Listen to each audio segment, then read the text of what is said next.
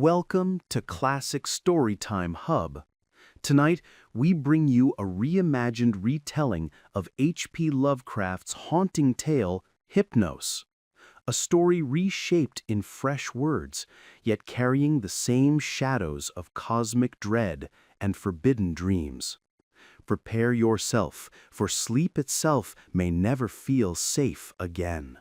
If there are merciful gods, may they shield me from those hours when neither willpower nor the cleverest drug can hold back the abyss of sleep. Death grants release, for none return from his embrace. But I have returned, dragged from the deepest chambers of night, scarred and knowing, and peace has fled me forever. I was a fool to hurl myself into mysteries forbidden to man, and he, whether mortal or something greater, was the friend who led me into those shadows, only to vanish into terrors that may yet claim me too. I first saw him in a railway station, collapsed amidst a gawking crowd.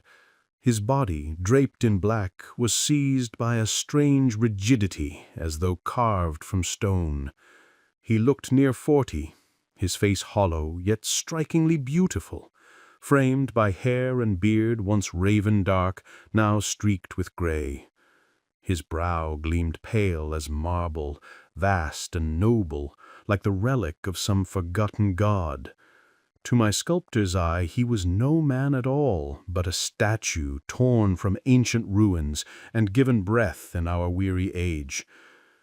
Then his eyes opened, immense, sunken, and blazing with a light not of this world. In that instant I knew he would be my only companion, for those eyes had gazed upon realms I had only dreamed of, realms beyond consciousness and reality. I drove the crowd away and told him he must come with me to be my guide into the unfathomed. He agreed without a word. Later I learned his voice was music itself, deep, resonant, like viols echoing through crystalline spheres. We spoke through nights and days while I carved his likeness in ivory and stone, desperate to capture the shifting masks of a soul that had seen eternity. Of our studies I can scarcely speak, for they bore no resemblance to anything men call knowledge. What we pursued belonged to a vaster, more terrifying universe, a realm of shadowed entities and alien consciousness, deeper than matter, beyond time, outside space. Its existence is hinted only in rare dreams, those dreams beyond dreams that visit the few imaginative souls once or twice in a lifetime. The world we know is but a fragile bubble, blown from that abyss by some mocking hand, touching its source only when cruelly drawn back into the void. Scholars dismiss it, philosophers toy with it, and the gods laugh at their feeble interpretations. One man with eyes like the East declared that time and space are relative, and the world mocked him. Yet even he had only guessed.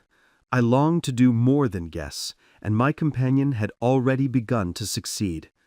Together we pressed further, daring the forbidden. In the tower chamber of an ancient manor in Kent, we courted dreadful revelations with exotic drugs, opening doors no mortal was meant to open. The torment of those days lies not only in what we saw, but in the impossibility of describing it. Language fails, for our discoveries were not sights or sounds, but sensations. Alien impressions no human nervous system was built to endure. They carried within them impossible fragments of time and space, things that defy existence itself. The closest words are plungings, soarings, for each revelation tore us free from reality, hurling us through unlit abysses, haunted by fear, sometimes smashing against barriers like viscous clouds of nightmare substance. In those bodiless flights, I was sometimes alone, sometimes with him. And when he was with me, he was always ahead, his presence felt not in form, but in memory. I saw his face illuminated by a strange golden light, beautiful and terrible. Cheeks unnaturally youthful, eyes burning with unearthly fire. Brow Olympian, hair and beard shadowing a visage that seemed carved from eternity itself. We kept no record of time, for time itself had dissolved into illusion. Days, years, perhaps centuries may have passed, yet we marveled only that age never touched us. Our conversations were unholy, whispered schemes so vast that no god nor daemon could have dreamt them. I tremble even now to recall them. Once my companion scrawled a wish upon paper, a desire so blasphemous that I burned it at once, staring in dread at the jeweled night sky. I will only hint. He sought dominion, not merely over earth, but over the stars themselves, to bend the destinies of all living things to his command. I swear, I had no part in such ambitions. Whatever he may have claimed, I lacked the strength to wage war in those unnameable spheres where such power might be won. Then came a night when winds from unknown gulfs seized us, hurling us into a void beyond thought, beyond being. Perceptions of infinity crowded upon us, visions so intoxicating they filled us with joy, yet now they slip from memory, impossible to describe. We clawed through barriers of viscous shadow, each more dreadful than the last, until at last I felt we had been borne farther than ever before, into realms untouched by mortal dream. My companion surged ahead, his face gleaming in strange light, youthful yet terrible, radiant with a sinister triumph. I watched as that face dimmed, then vanished into the abyss, and in the next instant I was flung against a barrier unlike any before, denser, stickier, a clammy wall of nightmare substance that no effort could pierce. I felt myself halted, stopped by a barrier my companion had already crossed. Struggling against it, I awoke, my eyes opening to the tower studio. Across the room lay my fellow dreamer, pale and motionless, his features carved in marble by the moon's eerie gold-green glow. For a moment he seemed almost beautiful in his ruin. Then he stirred, and may heaven spare me from ever again witnessing what followed. His shriek tore through the chamber, and in his black eyes flashed visions of hells no mortal should behold. I fainted, and when I awoke, it was to his frantic shaking, begging me to drive away the horror that clung to him. That night marked the end of our deliberate journeys into the caverns of dream. Shaken and terrified, he warned me never to cross those realms again. What he had seen he would not say, but from that moment he insisted we must avoid sleep at all costs, even if drugs were needed to keep us awake. He was right. Soon I learned the truth. Every lapse into unconsciousness brought terror, and each time I woke, I felt older. My companion aged even faster, his hair whitening, his face wrinkling before my very eyes. Our lives changed utterly. Once a recluse, he now dreaded solitude with a desperation that bordered on madness. Nights were spent in revelry, in noisy gatherings of the young and careless, for only in such company could he find relief. I resented the ridicule our appearance drew, but he preferred mockery to loneliness. Most dreadful of all was his fear of the stars. He would never walk alone beneath them, and when forced to, his eyes darted upward as though hunted by something monstrous in the heavens. The place he looked was never the same.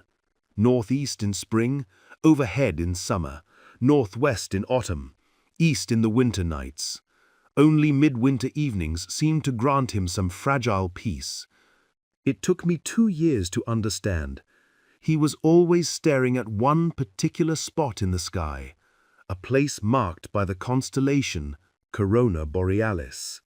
In London, we kept our studio, inseparable yet silent about the days when we had dared to probe the unreal. Age and weakness clung to us, our bodies worn thin by drugs, dissipation, and nerves stretched to breaking. My companion's hair and beard had turned snow white, and though sleep came rarely, it was always brief, never more than an hour or two before terror drove us awake. Then came a January of fog and endless rain. Money dwindled, the drugs grew scarce, and my art was gone. Statues and ivory heads sold, no strength left to create anew. We suffered bitterly. One night my friend sank into a deep, unnatural sleep from which I could not rouse him.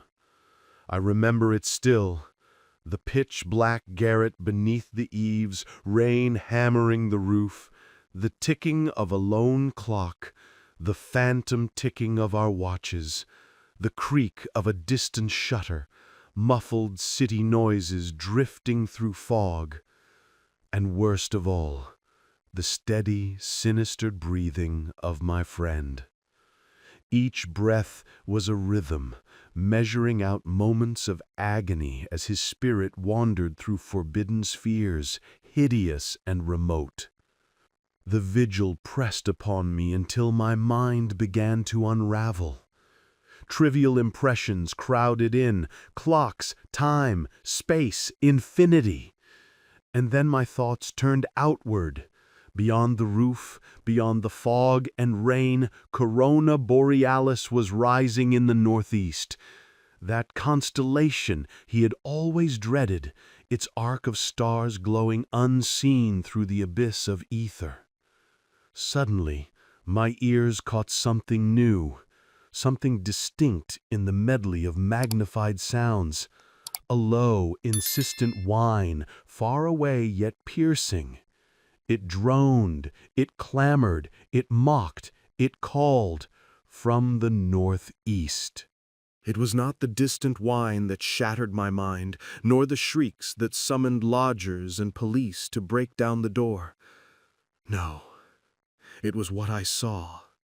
From the black northeast corner of that shuttered room burst a shaft of red-gold light, a light that did not banish darkness but instead fell upon the head of the sleeper. And there, revealed in hideous duplication, was the luminous, youthful face I had seen only in dreams. Visions of boundless space and forbidden time when my companion had crossed the last barrier into nightmare's innermost caverns.